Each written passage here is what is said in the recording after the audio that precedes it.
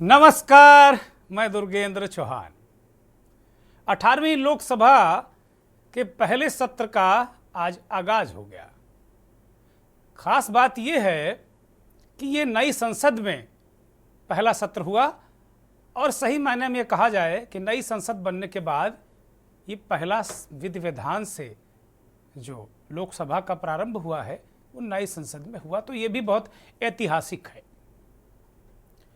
लेकिन 2014 से लेकर 24 तक जैसा सदन था वैसा इस बार बिल्कुल नजर नहीं आ रहा है। दोनों दफा विपक्ष कमजोर, दुबका हुआ, दिशाहीन नजर आ रहा था।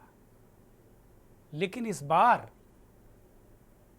विपक्ष लगभग सत्ता पक्ष से थोड़ा सा कम, संख्या बल के हिसाब से, तेवर में सत्ता पक्ष से ज्यादा तेवर वाला विपक्ष, और नेता भी ऐसे सदन में पहुंचे हैं कि जो सदन को बहुत दिलचस्प बनाएंगे और जनता के मुद्दों के लिए जूझते नजर आएंगे।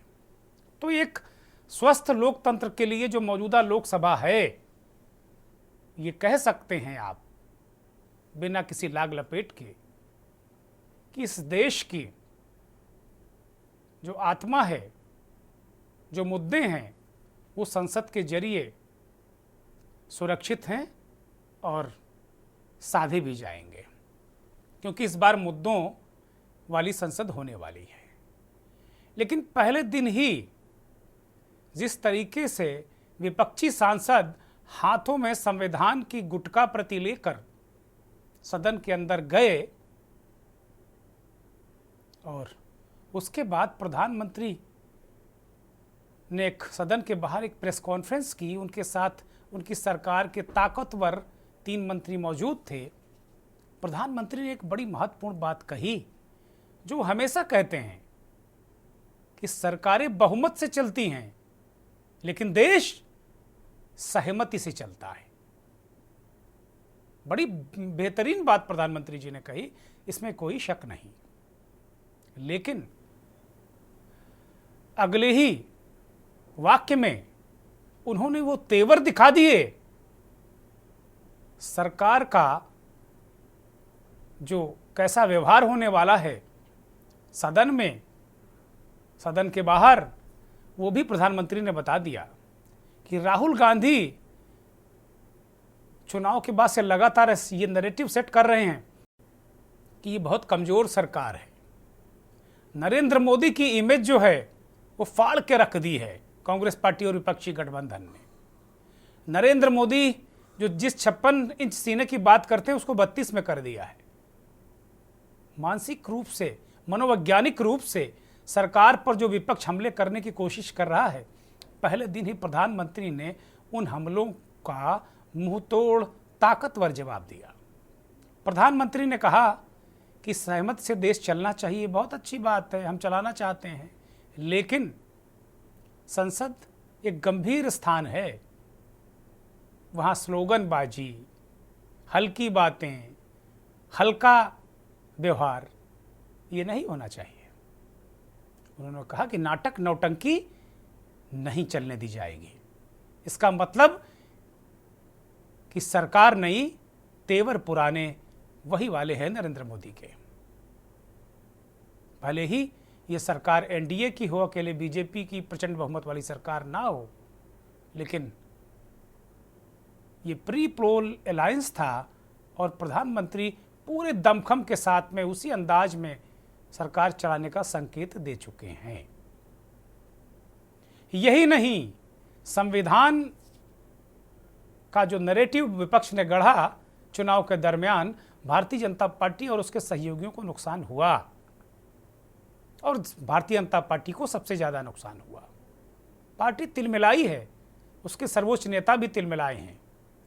इसीलिए आज प्रधानमंत्री ने तीखा हमला करते हुए 25 जून की याद दिला दी। 25 जून कल है, लेकिन उसकी याद 24 जून को ही दिला दी जब वो प्रेस कॉन्फ्रेंस कर रहे थे। संविधान वाले जो दांव है उसका जवाब इमरजेंसी वाले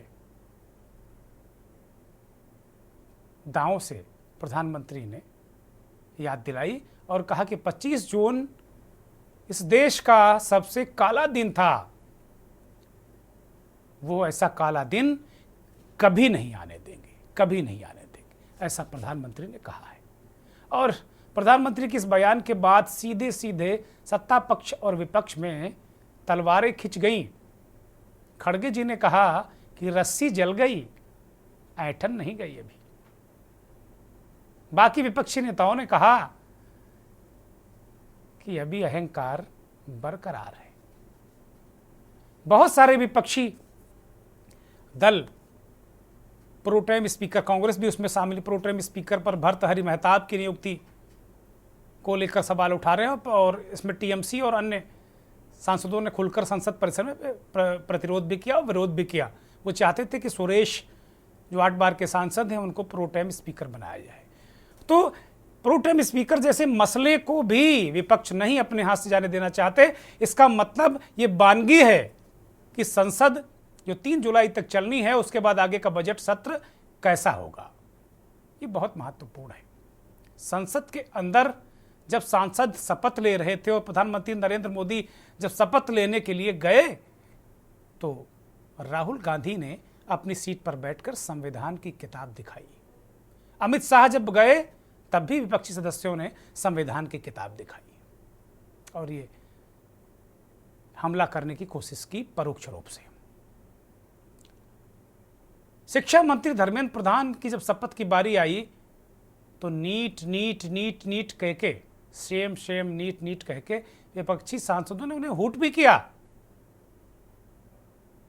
इसका मतलब कि जो 24 लाख अभ्यर्थियों का नीट और 11 लाख का नेट यूजी, तकरीबन 40-45 लाख अभ्यर्थी और उनके तकरीबन 1.5 करोड़ परिवारजन, इस मुद्दे को विपक्ष सत्ता पक्ष की 15 दिनों की सरकार को, नरेंद्र मोदी की 15 दिनों की सरकार को फेलियर साबित करने की तैयारी कर चुकी है सदन में। राहुल गांधी ने कम से कम ये भी 4-5 सवाल भी उन्होंने खड़े कर दिए। 15 दिनों के अंदर जो सरकार है उसको लेकर राहुल गांधी ने बहुत सारे सवाल खड़े किए हैं, लेकिन सदन इतना आसान और इतना स्मूथ विपक्ष चलने नहीं देगा, ये संकेत दिए गए हैं। राहुल गांधी ने जो मुद्दे उठाए वो पहले 15 दिनों में भीषण ट्रेन दुर्घटना जो हुई उसको लेकर सवाल उठाए और कहा कि भाई लगातार जो आप वंदे भारत को झंडी दिखाते थे, सुरक्षा का बड़ा प्रश्न है। कश्मीर में आतंकवादी हमला, ट्रेनों में यात्रियों की दुर्दशा, नीट नेट और नीट पीजी घोटाला, यूजीसी नेट का लीक, दूध दाल गैस और टोल की महंगाई और आग से धधकते जंगल, जन संकट, हीट वेव में तमाम मौतें, इंतजामात ना होने जैसे तमाम मुद्दे उन्होंने उठाए और साइकोलॉजिकली बैकफुट पर आने की बात कही कि नरेंद्र मोदी साइकोलॉजिकली बैकफुट पर आ गए हैं और वो अपनी सरकार बचाने पे तुले हुए हैं, मतलब लगे हुए हैं। नरेंद्र मोदी जी और उनकी सरकार का संविधान पर आक्रमण हमारे लिए एक्सेप्टेबल नहीं है, ये राहुल गांधी कहते हैं और ये हम किसी हाल में होने नहीं देंगे। इंडिया का मजबूत विपक्ष अपना दबाव जारी रखेगा, लोगों की आवाज़ उठाएगा और प्रधानमंत्री को बिना जवाबदेही के बचकर निकलने देगा। राहुल गांधी का ये एक्सपोस्ट भी बड़ा महत्वपूर्ण है। वो कह रहे हैं प्रधानमंत्री को जवाबदेही से बचकर निकलने नहीं देंगे।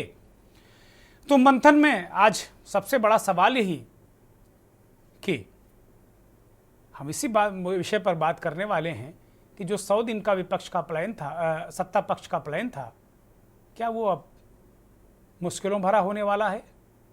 और आज जो दृश्य दिखा वो संविधान बनाम आपातकाल वाला ही दिखा।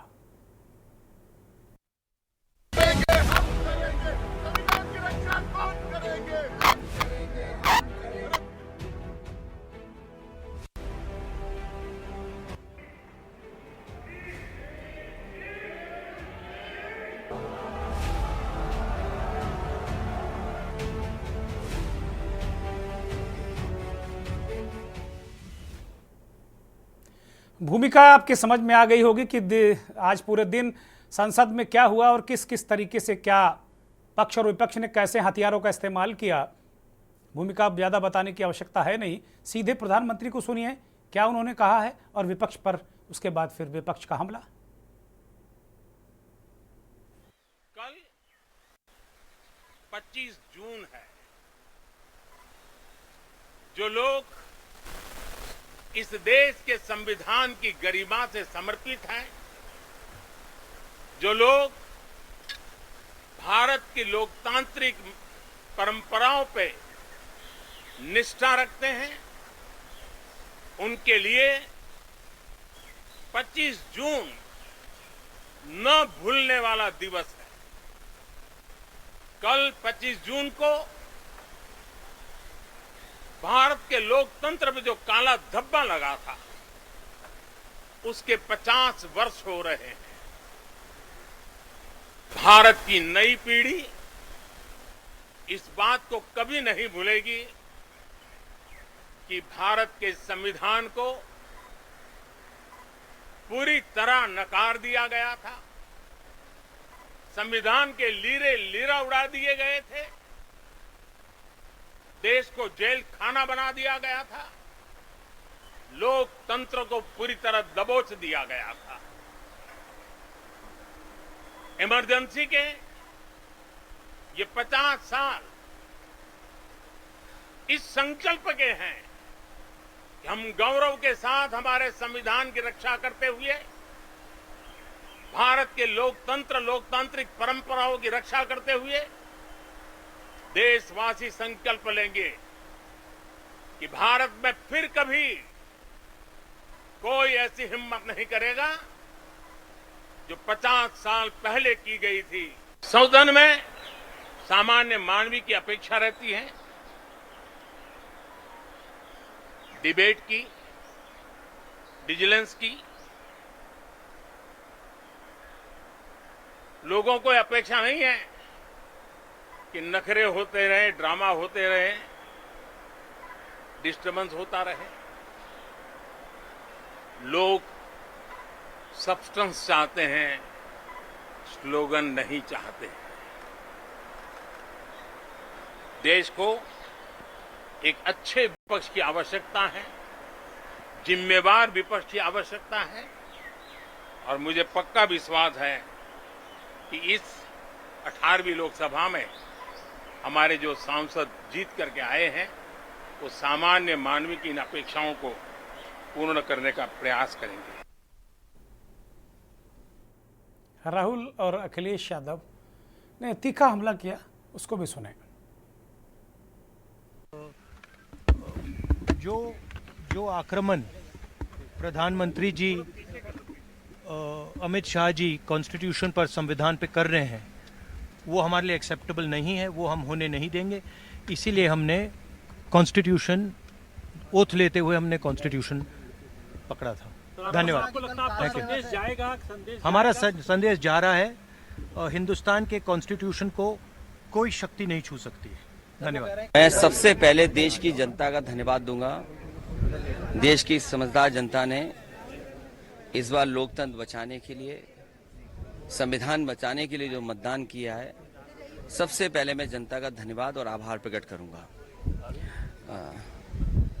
अच्छे दिन का इंतजार करते करते लोग थक गए। मुझे उम्मीद है कि आने वाले समय में खुशियों के दिन जरूर आएंगे। आप लोग आज संविधान के पट्टियों को लेकर बोलेंगे, कल इमरजेंसी के लिए जो है बीजेपी पूरे कार्यक्रम कर रही है। मैं लोगों को याद दिलाने जो अच्छा है उसकी तरफ काम करेंगे, जो अच्छा है उस रास्ते पे चलेंगे। भारतीय जनता पार्टी पूरे देश में कल इमरजेंसी की जो 50वीं बुरी यादें हैं उसको लोगों के सामने रखेगी। प्रधानमंत्री जी ने कहा कि नई पीढ़ी को नहीं पता है कि क्या हुआ था। एक तरीके से विरोध की golden jubilee Bharatiya Janata party पूरे देश में मनाएगी। जो संविधान को लेकर जिस तरीके से नैरेटिव विपक्ष ने सेट किया, भारतीय जनता पार्टी को भारी नुकसान हुआ चुनाव में, और सदन में भी अब संविधान की प्रतियां लेकर आज जो सांसद हैं विपक्षी दल के, इंडिया ब्लॉक के, वो आए, तो उसको लेकर भी प्रधानमंत्री का ये रिएक्शन है। वो कह रहे हैं कि नाटक नौटंकी नखरे ड्रामा चाहिए नहीं, स्लोगन नहीं समाधान चाहिए, अच्छे जिम्मेदार विपक्ष की वो उम्मीद करते हैं, विजिलेंस और डिबेट होनी चाहिए। खैर होनी भी चाहिए, अच्छी बात है। हम भी डिबेट शुरू करते हैं। सौरभ उनियाल भारतीय जनता पार्टी के नेता प्रवक्ता हमारे साथ जुड़े हैं, बहुत स्वागत। विकास श्रीवास्तव कांग्रेस पार्टी के वरिष्ठ नेता प्रवक्ता कार्यक्रम में जुड़ चुके हैं, बहुत धन्यवाद। शशिकांत त्रिवेदी वरिष्ठ पत्रकार विश्लेषक हमारे साथ भोपाल से जुड़े हैं, बहुत धन्यवाद। इस देश के जाने माने वरिष्ठ पत्रकार विश्लेषक अजीम अख्तर साहब दिल्ली से हमारे साथ जुड़े हैं। अजीम भाई बहुत स्वागत, बहुत धन्यवाद, बहुत आभार आपका। आलोक भदौरिया देश के जाने माने वरिष्ठ पत्रकार संपादक विश्लेषक दिल्ली से जुड़े हैं, भदौरिया जी बहुत स्वागत, बहुत धन्यवाद। और तनुज दीक्षित राजनीतिक विश्लेषक के तौर पर हमारे साथ जुड़े हैं, बहुत स्वागत, बहुत धन्यवाद, बहुत आभार तनुज जी आपका भी। शुरुआत विकास श्रीवास्तव से ही करते हैं, कांग्रेस के प्रवक्ता। विकास श्रीवास्तव जी, जिस तरीके से प्रधानमंत्री जी ने आपातकाल की याद दिलाई, सीधे सीधे कांग्रेस पर ही हमला है कि भाई आप संविधान सदन में लेकर आए, आप पूरे चुनाव ये नैरेटिव बनाते रहे कि संविधान खतरे में है, और सबसे ज़्यादा तो बुलडोजर संविधान पर आपने ही चलाया। प्रधानमंत्री जी ये बताना चाहते हैं। और एक तो साफ है, उन्होंने स्पष्ट कर दिया कि वो कोई मानसिक दबाव में नहीं है। आपके नेता राहुल गांधी एक मनोवैज्ञानिक हमला उन पर कर रहे हैं कि भाई हमने उनका कद छोटा कर दिया, ब्रांड मोदी को फाड़ दिया, 56 का 32 कर दिया, बहुत सारे नैरेटिव आपके नेता सेट करने की कोशिश करें। लेकिन मोदी ने तेवर दिखाकर इस बात को कह दिया कि भाई ये सब आप अपने पास रखो, नखड़े ड्रामा चाहिए नहीं, संविधान की रक्षा की बात आप तो करो नहीं, क्योंकि आप पहले, आपका इतिहास ऐसा रहा है, इसी वजह से 25 जून का काला दिन इस देश को देखना पड़ा। विकास जी देखिए, 50 वर्ष से पिछला इतिहास बता करके नरेंद्र मोदी जी सत्ता में आए और उस इतिहास का सुखद या दुखद अनुभव इस देश ने उठाया और उसके बाद परिणाम सामने था। जिस इंदिरा जी को देश ने 1.5-2 साल बाद ही वापस स्वीकार किया, जिस कांग्रेस पार्टी को देश ने स्वीकार किया, वो 50 साल पुरानी ही बात है। पर प्रधानमंत्री ने अच्छे दिन के वादे करके, बहुत हुआ नारी पर वार, अब की बार मोदी सरकार, बहुत हुआ महंगाई पे वार, अब की बार मोदी सरकार, बहुत हुआ किसानों पर वार, अब की बार मोदी सरकार। जो 10 वर्ष तक उन्होंने इस देश के किसानों, नौजवानों, महिलाओं, बच्चों से, इस देश के व्यापारियों से जो वादा किया था, कांग्रेस के प्रति जो उन्होंने झूठ बोला था, नीट की परीक्षा की जिम्मेदारी वो चाहते हैं कि आज भी नेहरू जी ले लें, देश में महंगाई की जिम्मेदारी भी नेहरू जी ले लें।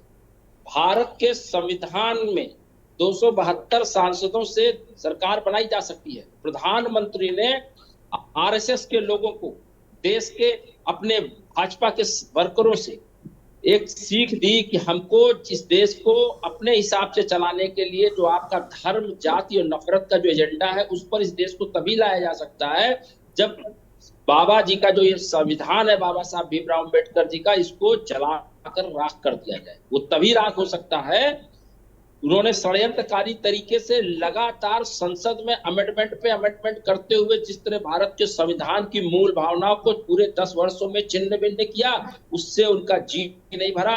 क्योंकि लोकतंत्र की इस लड़ाई में राहुल गांधी जी और इंडिया गठबंधन के तमाम सारे सम्मानित साथी दलों ने लगातार आवाज उठाई और इतनी पुरजोर आवाज थी कि उस आवाज के साथ 140 करोड़ लोगों की आवाज जुड़ गई, जिसका परिणाम है कि आज नरेंद्र मोदी जी का अहंकार, उनकी भारतीय जनता पार्टी की जो षड्यंत्रकारी, जो विघटनकारी नीति थी, उसका खुलासा हो चुका है।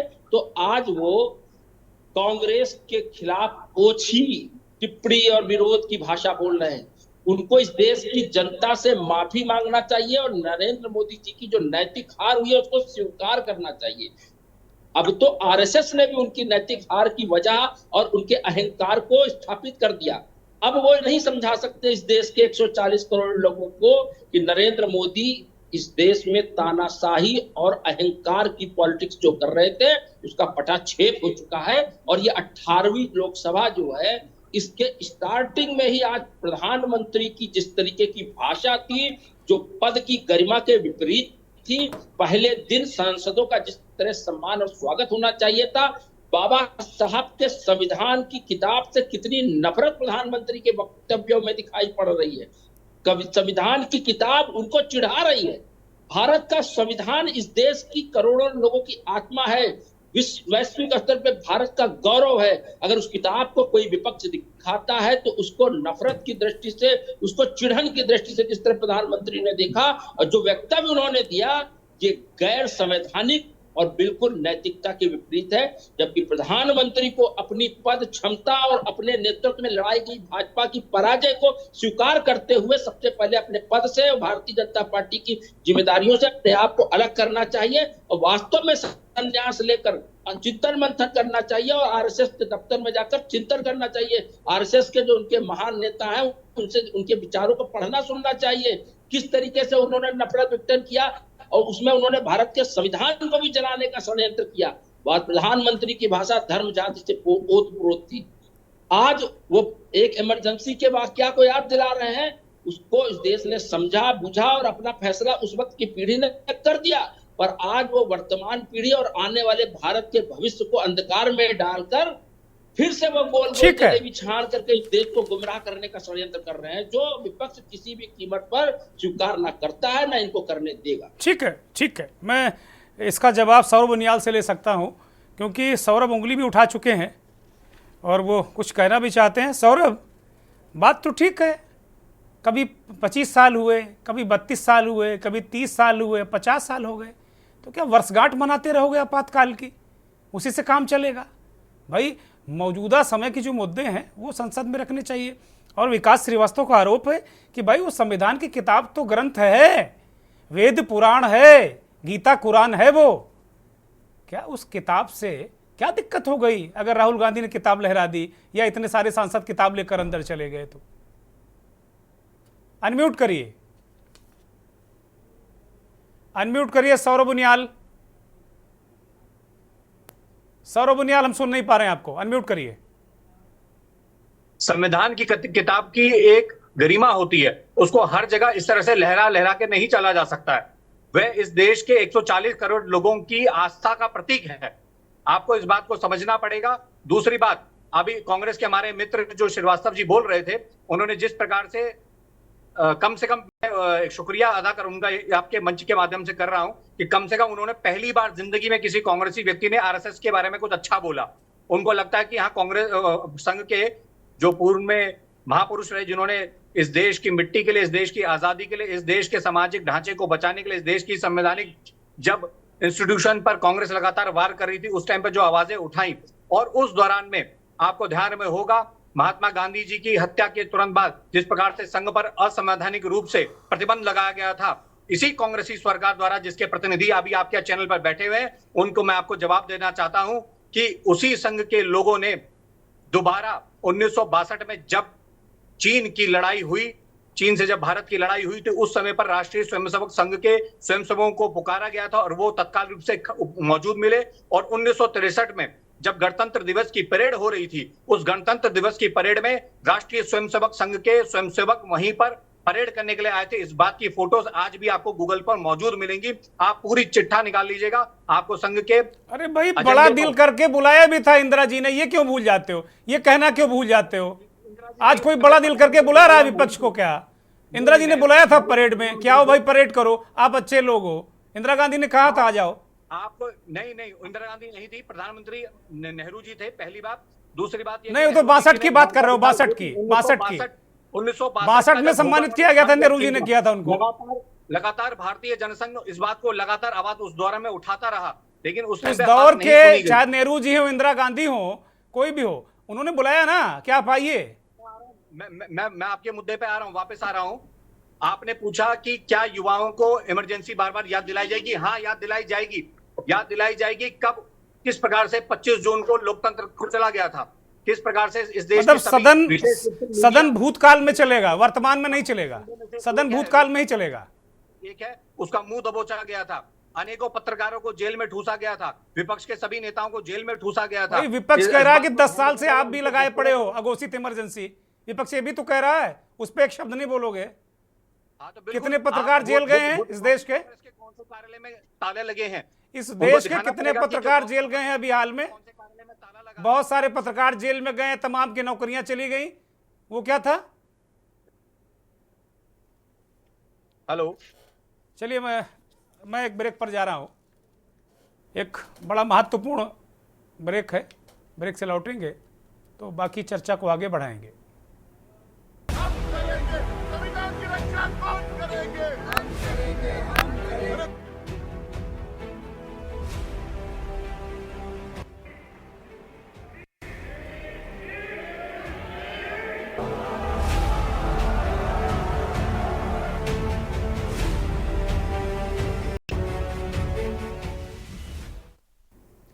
ब्रेक से लौट आए हैं और सीधे रुख करेंगे वरिष्ठ पत्रकार अजीम अख्तर साहब का। अजीम भाई, आपकी तरफ आ रहा हूं।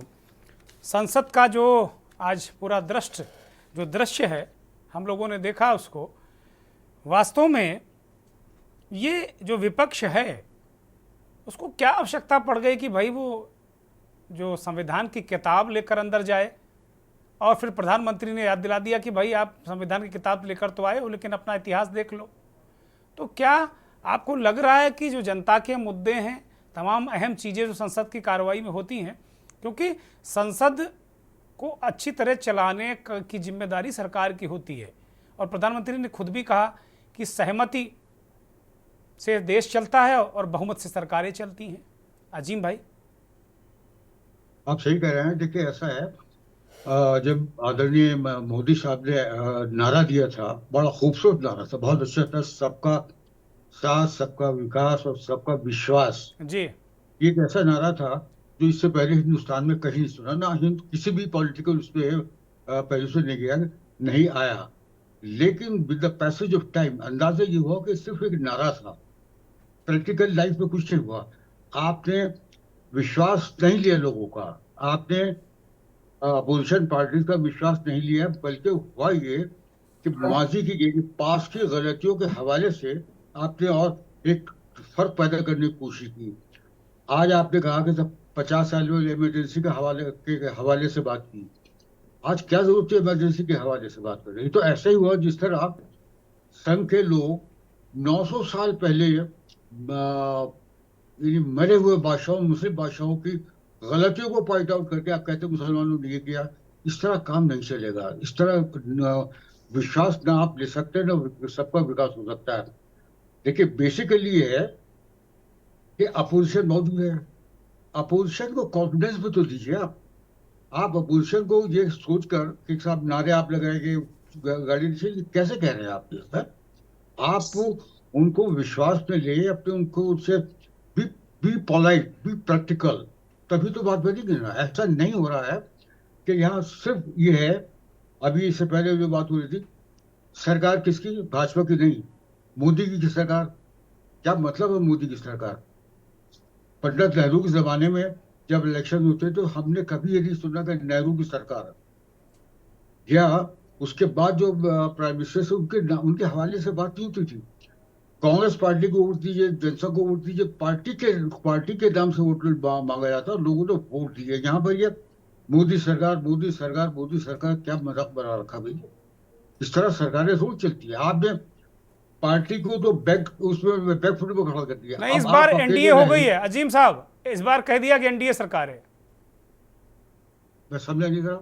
इस बार कहा है कि एनडीए सरकार है, मोदी सरकार नहीं है, एनडीए सरकार है, इस बार कह दिया। जब इलेक्शन कैंपेन हो रहा था ना, वहां यही था कि मोदी सरकार। इससे पहले आज आप उन्होंने एनडीए किया है, अच्छी बात है, एनडीए की सरकार होनी चाहिए। नहीं, ये तो चुनाव नतीजे आने के बाद एनडीए सरकार कहा है, पहले तो आप ठीक कह रहे हैं मोदी सरकार थी वो। नहीं, मोदी सरकार की जो पहले नारे लगते थे, अब उसको भूल जाइए। अब आप एनडीए की हुकूमत है, एनडीए की हुकूमत जो इसमें आपके साथ और संगठन मौजूद है, उनको कॉन्फिडेंस में लेके मुल्क की बेहतरी की इम्प्रूवमेंट की कोशिश की है ना, वो दैट इज वेरी इंपॉर्टेंट। उसके बगैर काम नहीं चलेगा।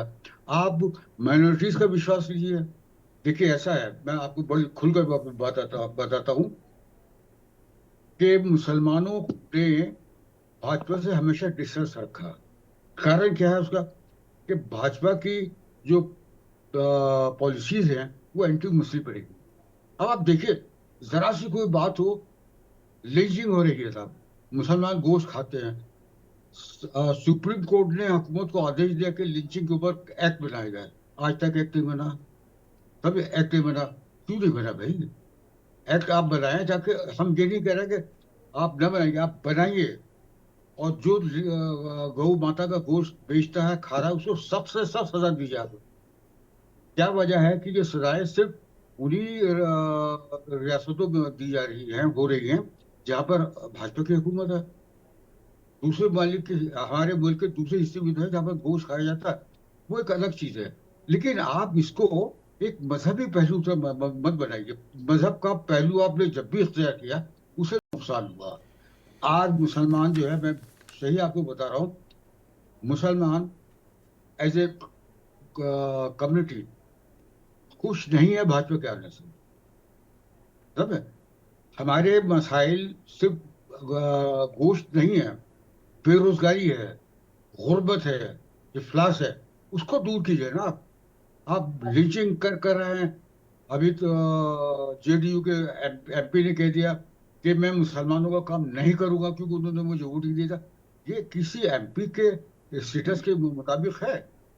गिरिराज जी ने भी कह दिया कि साहब उन्होंने मुसलमानों ने मुझे वोट नहीं दिया। ठीक है, क्या मतलब है आपका? क्या आप ये एक्सपेक्ट करते हैं कि मुसलमान एज ए होल आप वोट दे? डेमोक्रेसी में हर आदमी आजाद है, किसी भी पार्टी को वोट देगा। हिंदुओं ने भी तो मुसलमान भाजपा के खिलाफ वोट डाला था। आपने उनका क्यों नहीं हवाला दे रहा है? आप मुसलमानों को हवाले से। वजह यह है कि मुसलमानों के खिलाफ एक जो एटमॉस्फेयर क्रिएट किया गया है पिछले 8-9 साल के अंदर, उसको और हवा दी जा रही है। देखिए, जब देहरादून में हंगामा हुआ कि मुसलमान को कत्ल कर दे, उस वक्त क्यों नहीं एक्शन लिया गया?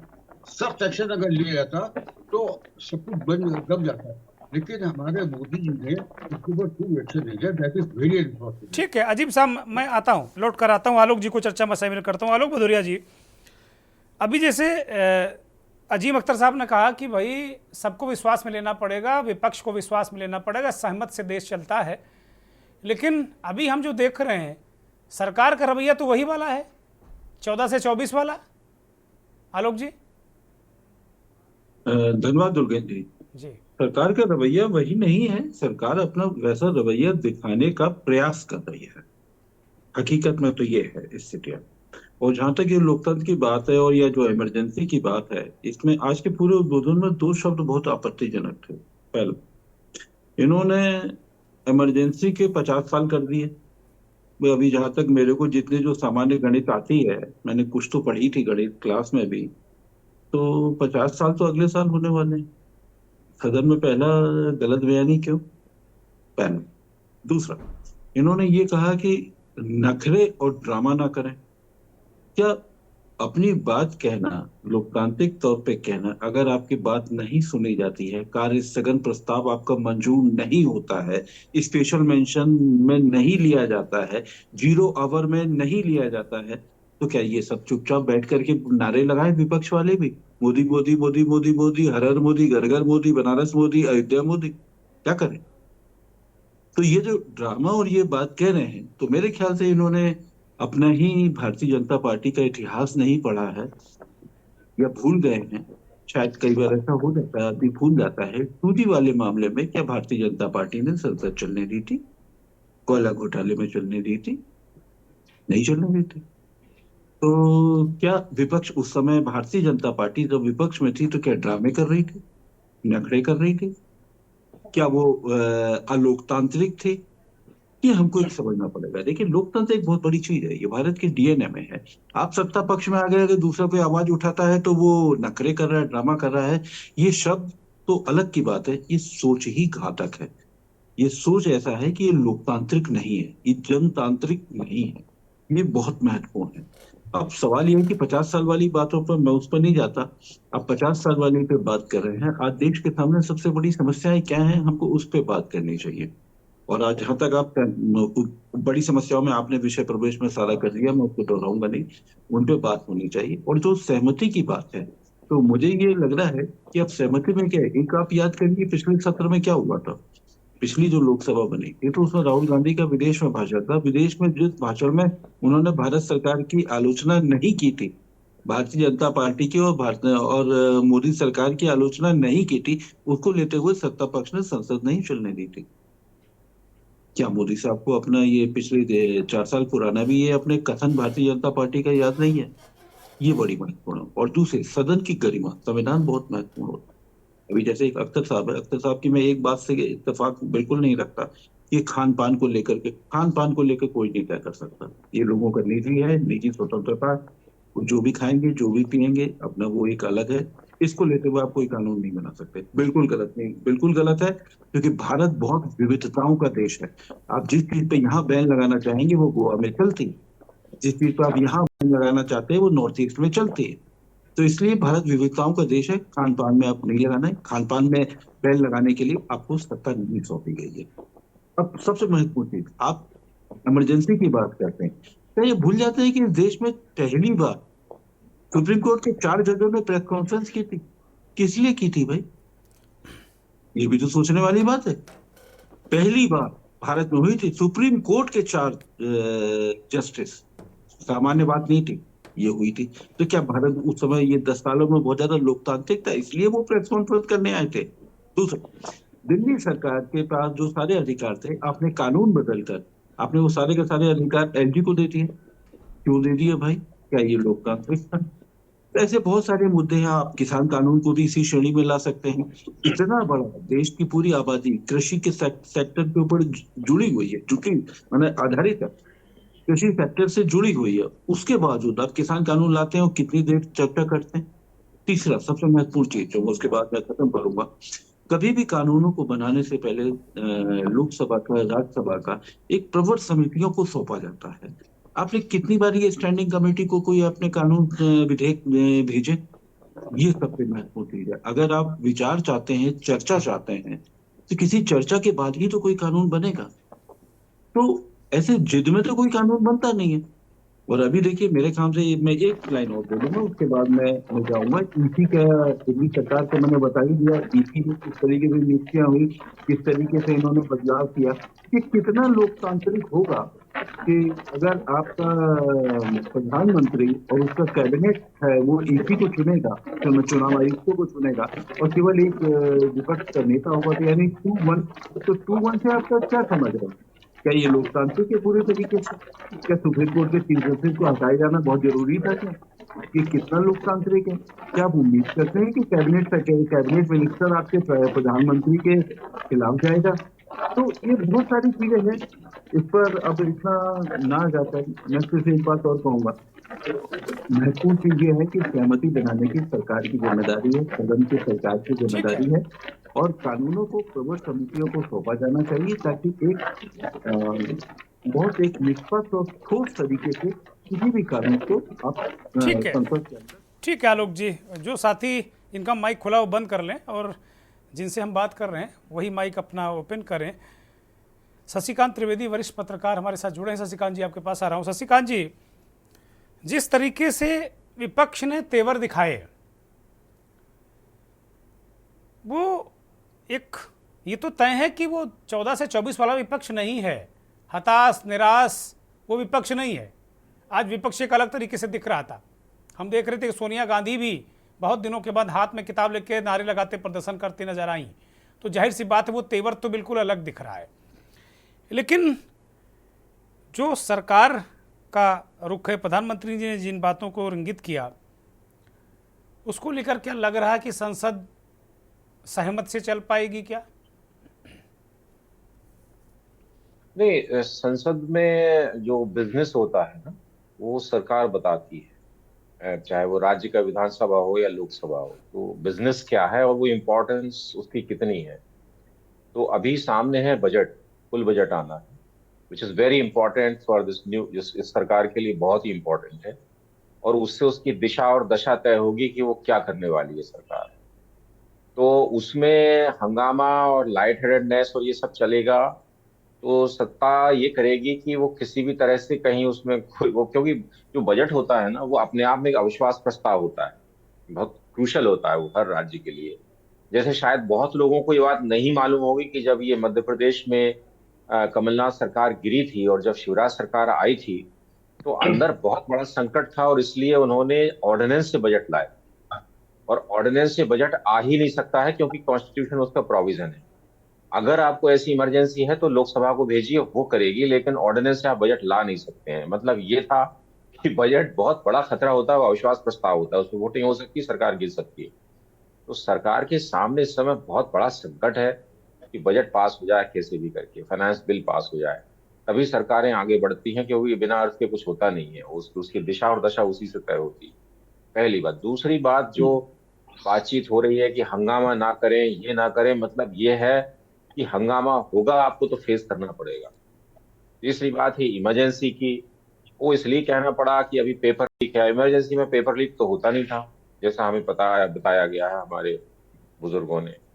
उस टाइम पे जरूर है कि सख्ती थी, प्रेस में काले पोत पात के अखबारों में चले जाते थे, चैनल्स तो होते नहीं थे, पर दूसरी चीजों में बहुत सख्ती थी। ट्रेन टाइम पे आती थी, डॉक्टर टाइम पे बैठते थे, तो हमें बताया गया है, हमें नहीं मालूम क्या होता था। तो नई पीढ़ी तो उस इमरजेंसी के बारे में जानती ही नहीं, उसको बताना क्यों। फिर वापस घूम फिर के मैं एक बात पे आता हूँ कि 2014 में देश जो है कांग्रेस मुक्त हो गया था। अब वो फिर से जो है, ये शायद आपको याद होगा, फिर से मैं याद दिला रहा हूँ कि 2014 में जी भारत कांग्रेस हो चुका था, अब वो फिर से कांग्रेस युक्त हो गया है। तो ये अभी खुद का दिशा दशा तय करनी पड़ेगी। सरकार हमेशा जो है ना, उसको आलोचना प्रेस की, विपक्ष की और जुडिशरी का स्क्रूटिनी, ये सब झेलना पड़ता है। It is moral responsibility, constitutional responsibility and all kinds of political responsibility as well. तो ये आपको तो ये फेस करना पड़ेगा सदन में। आप ये नहीं कह सकते कि ये हुआ था, वो हुआ था, ऐसा हुआ था, और जलियांवाला बाग भी हुआ था, और अंग्रेजों ने गोलियां चलवाई थी, और वास्को डी गामा आया था, और मतलब सिकंदर ने हमला किया था। तो ये सब लेकर के आप बैठ जाइए, फिर तो बहुत सारी चीजें आप, पर मूल मुद्दा है कि पेपर लीक हुआ है। बात ये है, घूम फिर के कारवां लुटा क्यों, ये तो बताना पड़ेगा। समझे, इधर उधर की बात नहीं चलना है। इमरजेंसी लगी थी, सच है, इमरजेंसी बहुत अत्याचार हुए थे, ये भी सच है, बिल्कुल फैक्ट है, इसमें कोई शक नहीं है। आप बिल्कुल याद करिए 25 जून को, और बाकायदा अखंड पाठ करिए, शुद्धिकरण करिए, नहीं, हवन तैयारी करिए, सब है। करिए। कल अखंड पाठ है पूरे देश में, भारतीय जनता पार्टी का अखंड पाठ है कल। मंजीरे बजाइए, ढोलक बजाइए, जो करना है वो करिए, और खूब गाइए इमरजेंसी थी, और लोगों को समझाइए, उसका चैप्टर रख दीजिए दिन भर टेलीविजन पे, जो करना है करिए, मगर पेपर लीक हुआ है।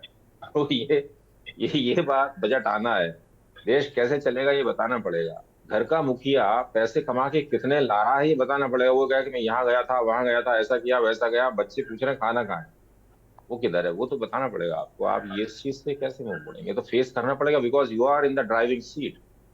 राहुल गांधी और कोई और गांधी या कोई भी, वो उसका जिम्मेदारी जितना लिमिटेड है वही कर पाएगा। आंसरेबल आप हैं, अभी फिलहाल जिम्मेदारी आपकी है, आप उससे बच नहीं सकते।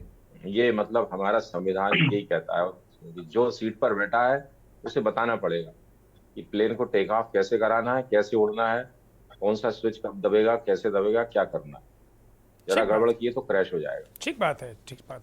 तनुज जी चित को चर्चा में लेते हैं। तनुज जी, किसी प्रकार की जो सदन है या जो सरकारें हैं या देश है, इसको चलाने के लिए सहमति कितना महत्वपूर्ण अवयव है, और आपको क्या लग रहा है? प्रधानमंत्री जी ने जिस तरीके से आज बातें की, और सदन के बाहर उन्होंने जो बात रखी एक प्रेस कॉन्फ्रेंस में, उन्होंने बहुत सारी शर्तें विपक्ष पर लगा दी। तो क्या इतनी शर्तों के साथ में क्या विपक्ष अपनी भूमिका निभाएगा या निभा पाएगा क्या? दुर्गेश जी, इस समय संविधान के अनुसार जो सीटें हैं और हमारा जो विपक्ष है वो काफी मजबूत विपक्ष कहलाएगा। विपक्ष बिल्कुल भी कमजोर नहीं है। तो देखिए, बार बार कई सारी बातें और इस तरीके की हमें कई बार जो है चीजें को देखने को भी मिलेगा इस सरकार के अंदर, और सुनने को भी मिलेगा, क्योंकि इससे पहले की सरकारों में विपक्ष काफी कमजोर था और अब इतनी आवाज बुलंद नहीं थी। तो कई बार जो है अपने हाथ में ना होते सिंपल हो जाता था, लेकिन क्योंकि अब विपक्ष बुलंद है तो उनकी भी जो दरकार है सरकार से ही रहेगी, और जो चीजें उचित है, जो चीज जो मांगे हैं उस पर निश्चित रूप से विपक्ष अपनी बातें हर मुद्दे पर रखता रहेगा, ऐसा मुझे लगता है। दूसरा, आज हम जिस विषय पे चर्चा कर रहे हैं वो आपातकालीन वर्सेस संविधान है। मैंने सभी यहाँ अपने विद्वानों को सुना, मुझे लगता है कि अगर हम इतिहास की बातें नहीं भी करते हैं, अगर हम इतिहास के बारे में नहीं भी चर्चा करते हैं, तो उससे इतिहास नहीं बदलेगा। इतिहास क्यों याद रखा जाएगा? जो बलिदान रहे हैं, चाहे वो आजादी के समय के हो, अंग्रेजों के समय के हो, या मुगलों के शासन के हो। मुझे लगता है कि ऑडियो ठीक कीजिए कृपया जी। वो सभी जो है, वो सभी समय को व्यवस्थित रूप से याद रखा जाना पड़ेगा, तभी जाकर के इस इतिहास में जितने भी लोगों के बलिदान हैं या जितने भी लोगों का योगदान है इस देश को, इस नींव को मजबूत बनाने में, वो बात रखी जाती है। इमरजेंसी भारत में 3 बार लागू हुई है। सन 1962 में भी लागू हुई है जब हिंदुस्तान और चाइना का वॉर हुआ। सन 1971 में भी लागू हुई है जब हिंदुस्तान पाकिस्तान का वॉर हुआ। उसके बाद सन 1975 की इमरजेंसी की क्या आवश्यकता रही है, उसके कुछ प्रमुख बिंदु जो है मैं आज यहाँ चर्चा के माध्यम से भी रखना चाहता हूँ। देखिए, 1971 लोकसभा चुनाव के पहले देश भर में लोकसभा और विधानसभा के चुनाव सम्मिलित होते थे। उसके पहले कभी भी चुनाव अलग अलग नहीं हुआ। बात है, हमेशा चुनाव सम्मिलित होते थे। लेकिन जैसे कि इंदिरा गांधी जी को पता था कि अगर विधानसभा लोकसभा के चुनाव एक साथ हुए तो शायद वो चुनाव हारने का जो उनको एक डर था बहुत मन में था, इसके चलते सिर्फ लोकसभा के चुनाव 1971 में कराने की घोषणा करी। और 1971 के जब चुनाव हुए तो उसमें राजनारायण, जो कि विरोधी दल पार्टी के नेता थे, वो चुनाव हार गए। उन्होंने 24 अप्रैल 1971 को इलाहाबाद हाईकोर्ट में एक याचिका दायर करी थी, जिस याचिका में उन्होंने उल्लेखित किया था कि इंदिरा गांधी जो है वो सरकारी किसी अधिकारी को अपना एजेंट बना करके और सरकारी संसाधन मशीनरी के द्वारा एक चुनाव जीती है, जिसका फैसला 12 जून 1975 को इलाहाबाद हाईकोर्ट ने दिया। लेकिन तब तक 4 साल 3 महीने की सरकार इंदिरा गांधी की हो चुकी थी। 1976 में लोकसभा के चुनाव में इस फैसले के साथ में हाईकोर्ट ने एक और कंडीशन रखी थी कि आपके पास 20 दिन है कि कांग्रेस अपने दल का नेता चुने और कोई दूसरे किसी व्यक्ति को प्रधानमंत्री बनाए। लेकिन कांग्रेस में गांधी जी ने अपने सारे वरिष्ठ नेताओं को साथ में रख करके उस फैसले के आड़ में 12 जून हाईकोर्ट इलाहाबाद का फैसला हुआ था और 25 जून 1975 को इस देश में इमरजेंसी लागू करवा दी गई। और जो है राष्ट्रपति, उस समय के तत्कालीन राष्ट्रपति फखरुद्दीन अली अहमद के द्वारा देश भर में इमरजेंसी को लागू। ठीक है, ठीक है। आपने तनुज दीक्षित, आपने पूरा इतिहास बता दिया। बहुत अच्छी बात है। ये जो बुरी चीज़ें हैं इनको भी बहुत जानना बड़ा ज़रूरी होता है कि भाई किस तरीके से लोकतांत्रिक हत्याएं हुई थी, लोकतंत्र किस तरीके से कुचला गया था इंदिरा गांधी के शासनकाल में। बात बिल्कुल ठीक है। और उनके नेता राहुल गांधी इसको रिग्रेट कर चुके कि हाँ गलती हुई। लेकिन अब आज जब सदन में विपक्ष ये कह रहा है कि भाई नफरत है इन्हें संविधान से, संविधान की किताब से क्या दिक्कत हो गई? तनुज दीक्षित, आज तक 352 अनुच्छेद आर्टिकल 352 का सिर्फ 3 बार जब भी प्रयोग किया गया वो कांग्रेस के शासनकाल में किया गया। किसी भी एनडीए के प्रधानमंत्री के द्वारा आर्टिकल 356 का इस्तेमाल किसी भी राज्य सरकार के लिए नहीं किया गया है।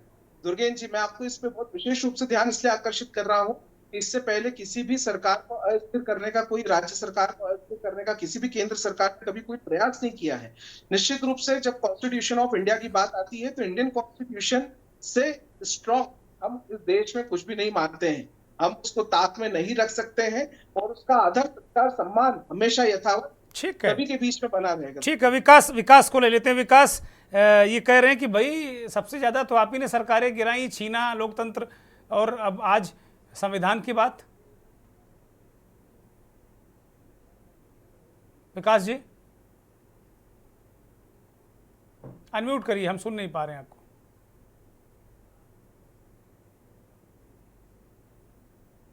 देखिए, इस देश को कुछ भी गुमराह नहीं किया जा सकता।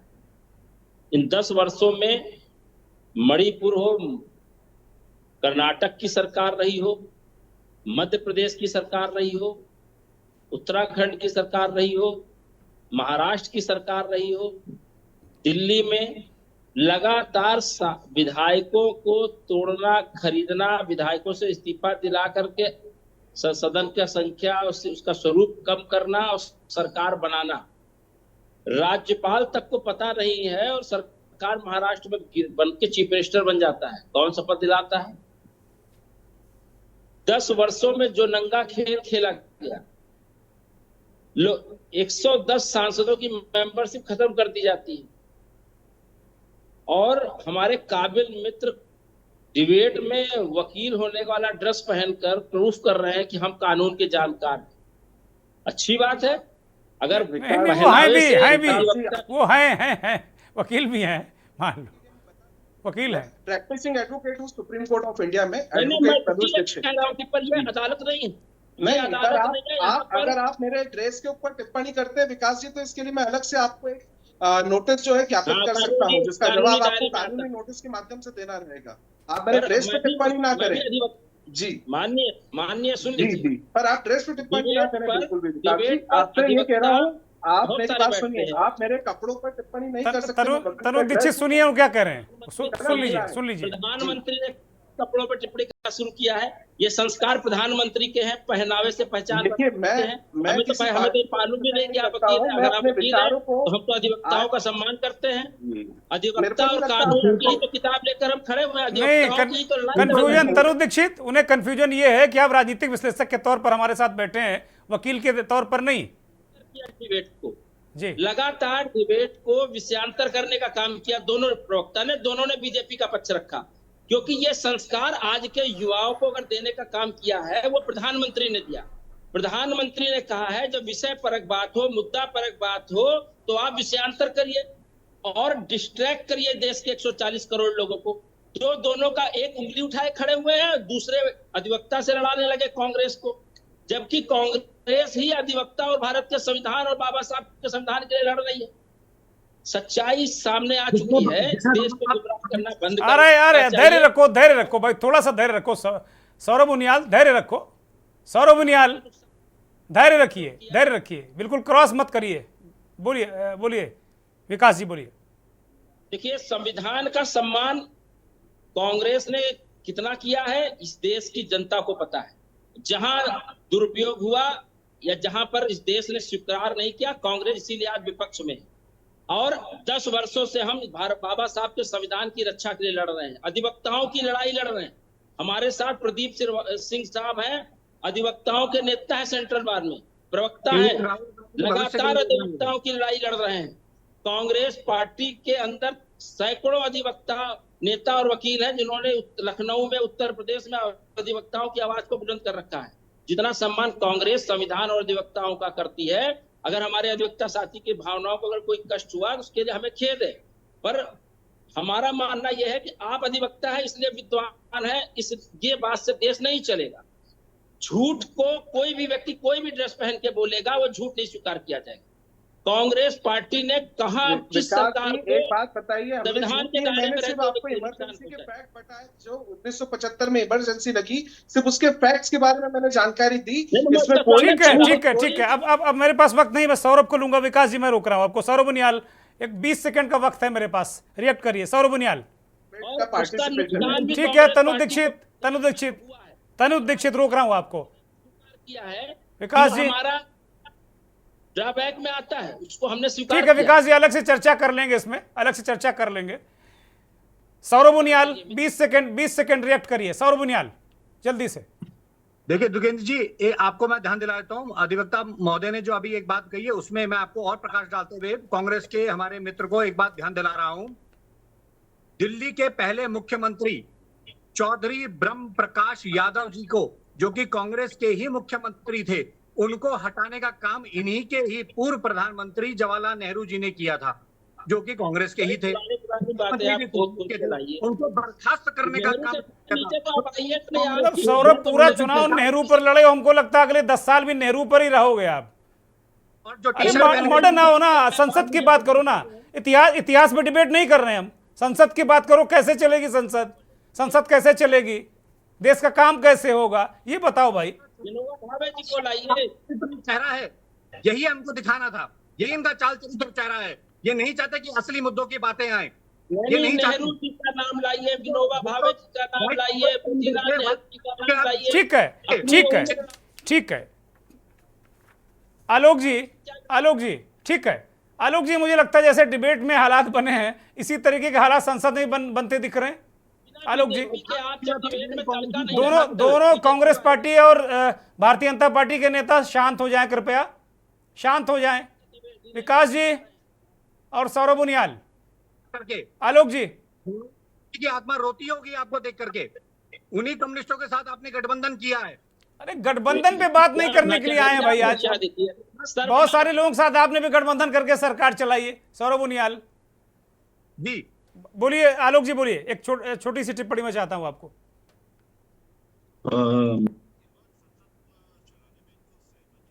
आलोक जी हम सुन नहीं पा रहे हैं आपको।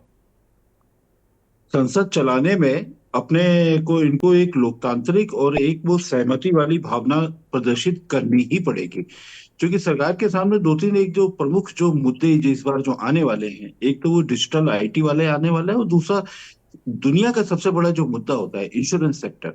इंश्योरेंस सेक्टर में जो बीमा है इसमें 49% से 74% एफडीआई करनी है। तो अब अगर एफडीआई करनी है तो अब ये ध्वनि मत से तो नहीं करा सकते, ये तो तय है। हाँ, लेकिन तमाम तरीके के कानून है, जैसे अभी हमारे कुछ पैनलिस्ट ने कहा कि जैसे बजट है, ये सब साधारण बहुमत से पास हो जाते हैं। साधारण बहुमत का मतलब ये है कि उस दिन जितनी मेंबर्स मौजूद होते हैं उसके आधार पर वो आधे से ज्यादा अगर आपने ले लिया तो वो पास हो जाते हैं, तो वो दिक्कत नहीं आएगी। लेकिन जो बड़े और विवादास्पद मुद्दे हैं जिसमें देश के बहुत सारे लोग जुड़े हुए हैं, और जैसे वो मैंने इंश्योरेंस का नाम लिया, और भी कई मुद्दे हैं, डिजिटल का है, ये आईटी वाले हैं, ये सब ये बड़े मुद्दे हैं ये। और इससे एक मुद्दा और ज्यादा बहुत बड़ा है, ये मुझे लग रहा है आपको अगर ध्यान आता हो तो पिछली बार भी ये किसानों के लिए बीज को लेते हुए ये लाए थे, ये बहुत बड़ा मुद्दा है। ये एग्रीकल्चर सेक्टर को ये मत देगा। अगर ये कानून पुराना अगर बहुमत होता तो शायद मुझे लगता है कि एक बार फिर देश को इतने बड़े समस्याओं से जूझना पड़ता, आंदोलन से जूझना पड़ता। तो मुझे लगता है वो सब नहीं कर पाएंगे। एक सहमति जाएगी और एक प्रबुद्ध समितियों को सौंपे जाएंगी ताकि एक एक्सपर्ट ओपिनियन आए और सबके हित में काम हो, बजाय किसान कानून के तरीके से ना हो कि केवल सरकार को ही मालूम है कि वो भला हो रहा है, बाकी किसी को नहीं मालूम कि भला हो रहा है। ऐसा ठीक है आलोक जी। अजीम साहब एक 10 सेकंड का रिएक्शन, अंतिम टिप्पणी। अजीम साहब, संसद जो संसदीय मंत्री है किरण रिजिजू, वो भी तनुज जी जा रहे हैं जी। अजीम साहब एक अंतिम टिप्पणी छोटी सी। अजीम अख्तर साहब सुन रहे हैं? बहुत शुक्रिया, मुझे लगता है वो हमें सुन नहीं पा रहे हैं। सभी मेहमानों का बहुत बहुत धन्यवाद। सौरभ उनियाल, विकास श्रीवास्तव, शशिकांत त्रिवेदी, अजीम अख्तर साहब, आलोक भदौरिया और तनुज दीक्षित, आपका भी बहुत बहुत धन्यवाद, बहुत आभार। ये चर्चा यहाँ तो जैसी हुई वैसी हुई, लेकिन सदन में बहुत गर्म और जोरदार होने वाली है। और जिस तरीके से विपक्ष ने लाल वाली बाबा साहब की जो किताब को हाथ में पकड़ लिया है, मुझे लगता है कि वो सत्ता पक्ष को परेशान तो जरूर करेगी। बहुत बहुत धन्यवाद।